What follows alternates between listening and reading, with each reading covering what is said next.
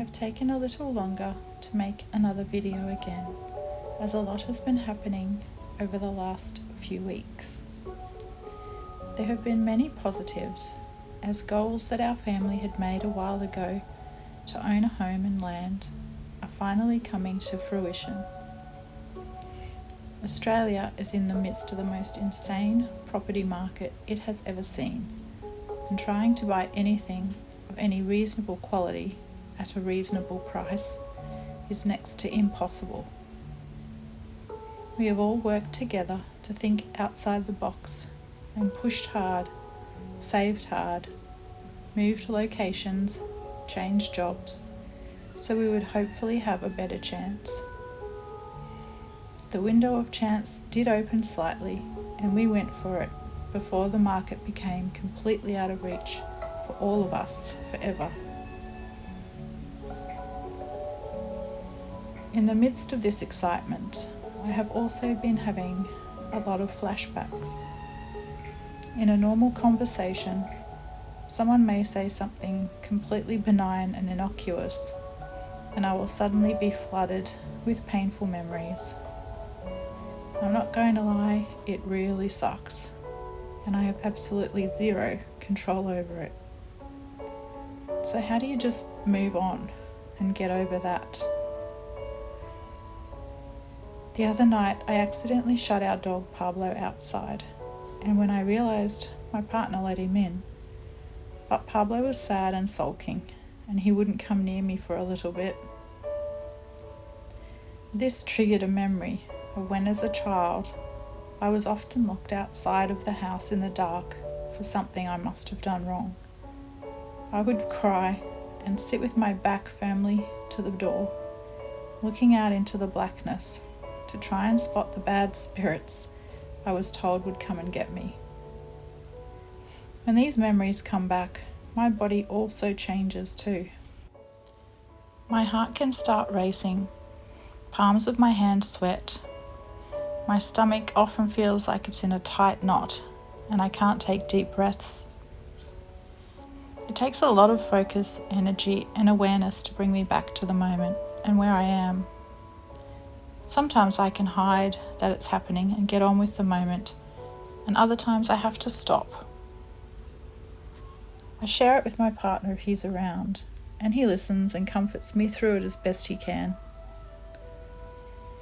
Ironically, or synchronistically last week too, my girlfriend sent me a beautiful poem that she had written for someone dear to her that's going through a challenging time. It resonated with me a great deal also, and was a reminder that struggles can be opportunities for immense growth and change. Like Carl Jung said, there is no birth of consciousness without pain. It inspired me to want to make a painting that portrays the poem, so I asked if I could share the poem for this YouTube video.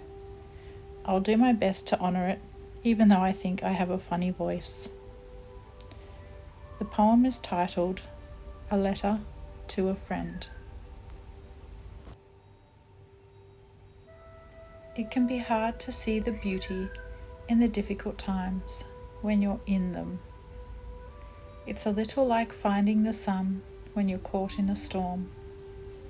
The rain is falling heavily, the wind is blowing, and we are often too caught up in trying to run and wish the storm away, than simply allowing the storm to be a storm. Storms are required. The rain gives life and nourishment to the seeds that simply could not grow without it.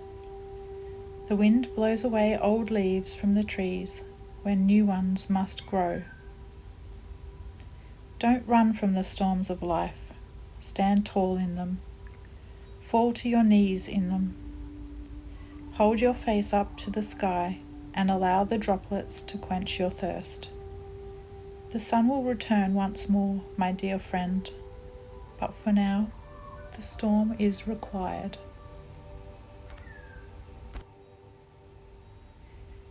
I was moved by the simplicity and relatableness of this poem, and felt so many people in the world would connect with the words too.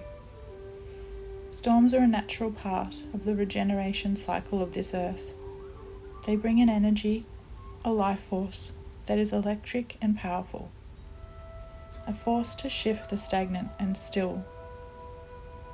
Nature shows us that there is an inherent purpose and beauty to the dark and shadows, the saturation, destruction, and breaking down of things that leads to renewal. Strong winds and rain blow the leaves off the trees that fall to the ground, ultimately creating a thriving ecosystem out of the decay. The water drops soak the ground and nourish all life and new growth, and eventually the sun will break through again to bring warmth and light. Everything is a cycle, and nothing is permanent. Nature's cycles are a metaphor for our own human life. If we can observe and learn from nature, she will provide guidance and wisdom toward a more existential existence. I smile at the way a poem can be brought into my awareness at a specific time that I need assistance, and remind me of what I need to focus on at the time. This is divine timing. Fortunately, my 2-hour therapy session was also scheduled, and I could talk through everything that was happening. I explained to him how I wanted it all to just go away and not have to deal with it anymore. I was firmly told that this is not the wisest idea, and it's my opportunity to look at the fragmented pieces and merge them into a whole, unified person. Currently, I'm pretty unsure of who I am and what things I do that actually belong to me. Creating different personas began at about age 3 in an attempt to ensure the adults around me were happy and appeased, in an attempt to create safety for myself and later on for my 2 smaller sisters. I shape-shifted frequently for whatever environment I was in and to cope with traumatic events. I shared with my therapist the tomboy named Charlie, who I created and I liked to be, as he was strong, vocal, courageous, and free. He would hang around for years on and off, and he was the one who would get me through the times I needed to truly fight. Over the coming weeks, my therapist has encouraged me to explore all the facets of myself and see how they fit in with me now. Do I still like to go and be dirty and play in the mud or the sand, not caring if my clothes get messed up? Do I want to sometimes wear boys' clothes, ride the skateboard, go surfing again? Or what about the philosophical discussions and debates I used to love with my grandfather? Maybe I just hide away and read, be passionate, create, don't have a routine and schedule for once, and allow myself to have a messy house for a day. It's time to give my true self a chance to speak and show up without judgment or shame. Some aspects or parts might not be needed anymore or actually be authentic to me, so I can acknowledge that and say farewell. I have been warned that lots of fears are going to keep arising too, as the scared little girl has always used the signal of fear to warn her that she was in danger, and stepping out into her authentic self usually brought guilt and punishment. Honestly, I'm already afraid at the thought of facing any of it, but my soul is crying out to me and I want to feel whole again. I can remember the glimpses of it, as distant as it seems.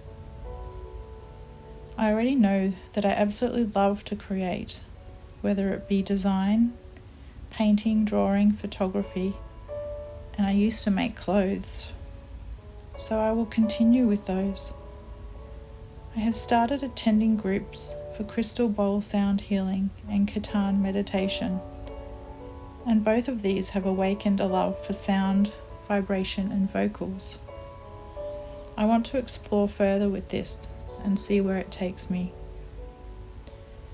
I have found singing mudras while being still in meditation has a healing quality that permeates through every cell of your body, and it's teaching me true stillness again, something that I always found extremely difficult.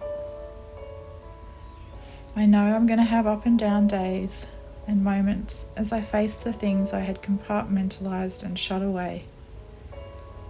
They are forcing themselves out of the shadows now anyway, whether I want them to or not. So I may as well see this as an opportunity and use it to my benefit. A very wise therapist said to me that the inner world is as important as the outer world, if not more so, and should be valued and given the care and time that it deserves. Love and light.